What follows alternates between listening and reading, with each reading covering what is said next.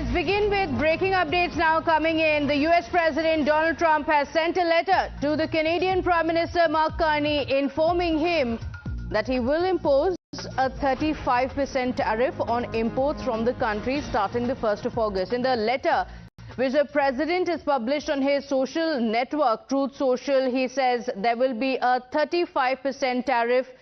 My colleague Srinjoy Chaudhary joins us on the broadcast. Srinjoy, good morning. And every morning it's the news from the United States of the tariff being imposed with Canada. It seems to have been set at 35%. The tariff war with Canada continues, and currently it is 35%. The Canadians, of course, have an economy which is very integrated with the United States. Now, the problem is when cars by General Motors or Ford are made in Canada or partly made in Canada or have implements, components that are made in Canada and then are brought back to America, then there is 35% duty on them, tariff on them. If that happens, the prices of those cars go up. And if that happens, then the American consumer has to pay more for imports from Canada. So these are things that are of concern. The other concern is the fact that Canada exports a lot of petroleum to America.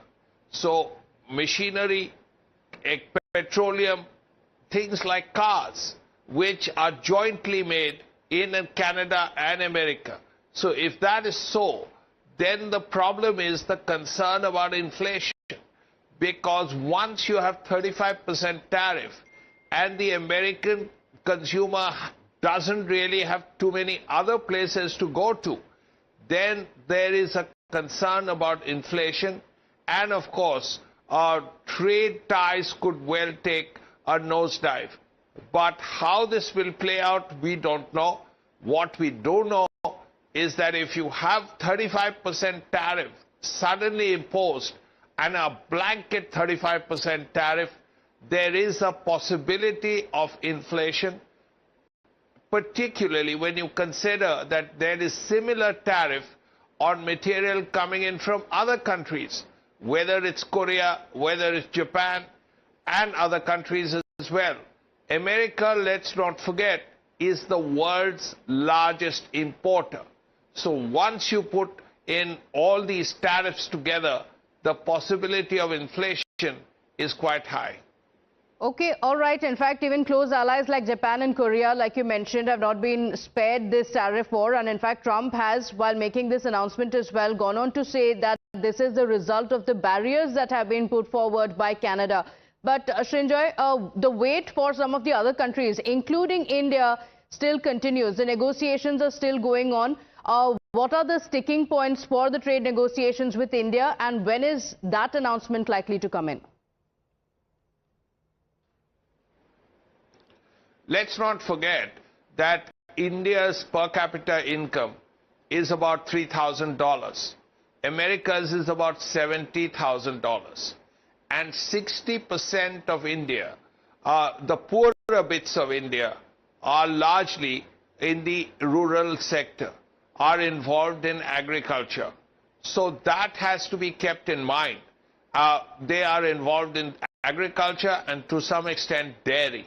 Now, if you keep that in mind, then India believes that imports of American grain, American corn needs to be protected, restricted, because the Indian farmer also needs protection. That's a major issue that India is putting forward, because here are 60% of India that is dependent on agriculture. If you have imports of American grain, of wheat and corn and things like that, then it becomes very difficult for the Indian farmer. It's one thing to import California almonds and as California wine, but wheat, grain, other things like other grains, other things like that become a worry for the Indian farmer. Okay. And that is something the Indian government is concerned about. Okay, all right, Sanjay. So the wait continues. In the next few days, it is likely to be announced for India as well. For now, 35% tariff for Canada, with Trump saying that if there is any retaliation, that it could be increased. This current tariff comes into effect from the 1st of August. Thank you for joining us with those details. With that, let's shift our attention. Our viewers, Prime Minister Narendra Modi has recently